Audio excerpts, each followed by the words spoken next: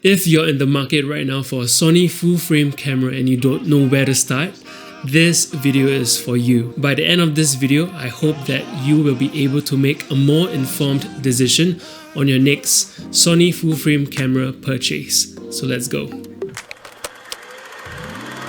Hey everyone, welcome back to the channel. I hope you guys are doing well. My name is Jonathan and I am from the tiny island of Singapore. Even though it's a country, it's as good as an island because it's that small. So in this video, I'm just going to be focusing on the A7 series of the Sony full-frame camera lineup because it will be more clear and simpler for you to understand. Right now, we have 11 cameras in the A7 series. One has been discontinued. One more is rumored to be coming out in the third quarter of 2021. There are 4 different product variations that you have to know, starting with the A7, which is the basic model, the A7R, which is a photocentric camera, and the R stands for resolution, the A7S, which is a video-centric camera, the S stands for sensitivity, and the A7C. Basically, the A7C is just a smaller version of the basic model. So with this overview done, let's move on to the timeline. Let's go. So Sony announced the release of the A7 and A7R cameras in October of 2013 and the A7S camera the following year, 2014. Within the same year of 2014, the Sony A7 Mark II was announced, and in 2015, the A7R Mark II and A7S Mark II were subsequently announced. So by 2015, we have the completed first and second iteration of the A7, the A7R and the A7S series of Sony full-frame cameras. Around this time, Sony cameras were the absolute hype, and it rallied on with the release of the A7R Mark III at end of 2015. And then it was silent for 3 years. 3 years later in 2018, the Sony A7 III was announced and everyone went crazy. Just as it was popular, it performed extremely well. With its release, the only camera that is left to complete the third iteration of the A7, the A7R, and the A7S series was the A7S Mark III. It was highly anticipated. However, in 2019, instead of the announcement of the A7S Mark III, Sony announced the A7R Mark IV, which took everyone by surprise.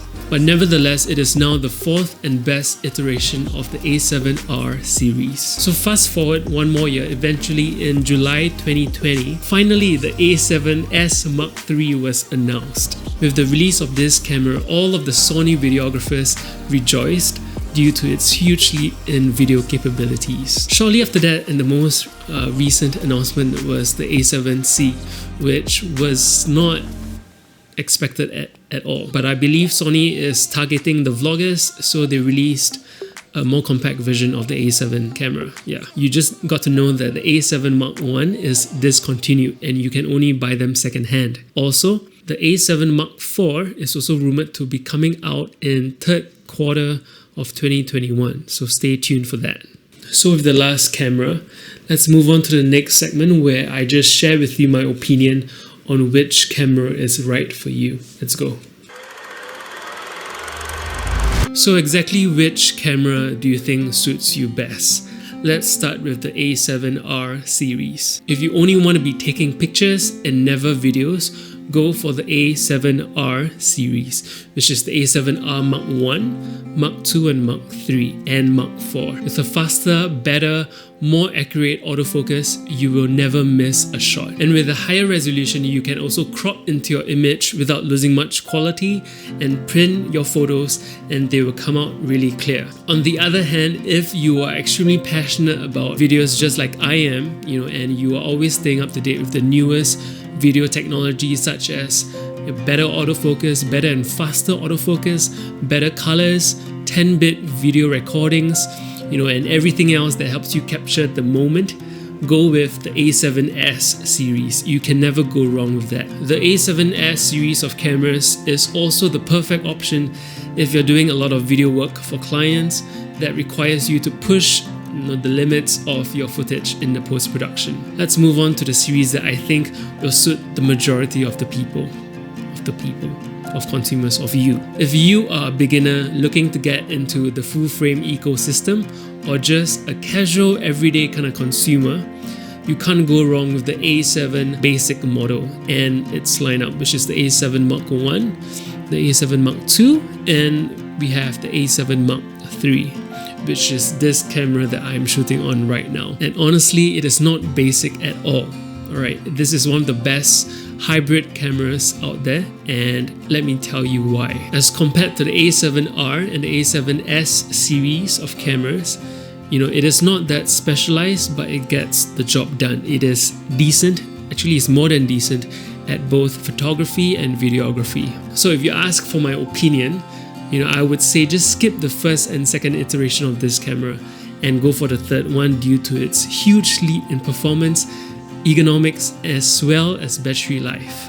Interestingly enough, I actually got into the full frame ecosystem by purchasing the Mark I version. After using it, I got so hooked on it, like the quality of the pictures, the shallow depth of field. I can't really put my finger on it, but something about using full frame cameras that really drew me in. So ever since then, I sold the Mark I and I bought the Mark III.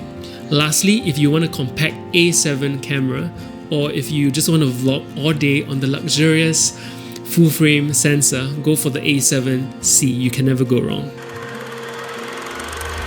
But I think one thing that I've learned throughout the years of studying cameras and then eventually getting them is this: you can do as much research as possible. However, when you buy the camera comes and you are using it, you're holding it in your hands. What if you find out that you don't really like using it? You don't enjoy the process of creating, you don't enjoy the process of touching all the buttons, pressing all the buttons. You're not one with the camera. What are you gonna do about it then? You already bought the camera. Just researching the cameras, you can do that, but you can't research on user experience. Yes, you can, but that is based on other users' experience and not yours. But I think there are a few ways to minimize this risk. One way is to rent the camera first, test it out a couple of days, see whether you like using it, and if you really thoroughly enjoy using it, then there you have it, that's your camera. Or you can reach out to your friends or your families who have that camera that you have your eye on in their possession, and you can test it out. Assess whether you like using it or dislike using it, and then make your decision. By staying patient and delaying instantaneous gratification, you are then able to make a more sound decision on your next camera purchase. So with this, I end the video. I hope you enjoyed it. If you found it helpful, or if you have learned something from it, do give it a like and subscribe for more similar content like this. So that's all for now. I'll see you guys in the next one. Bye.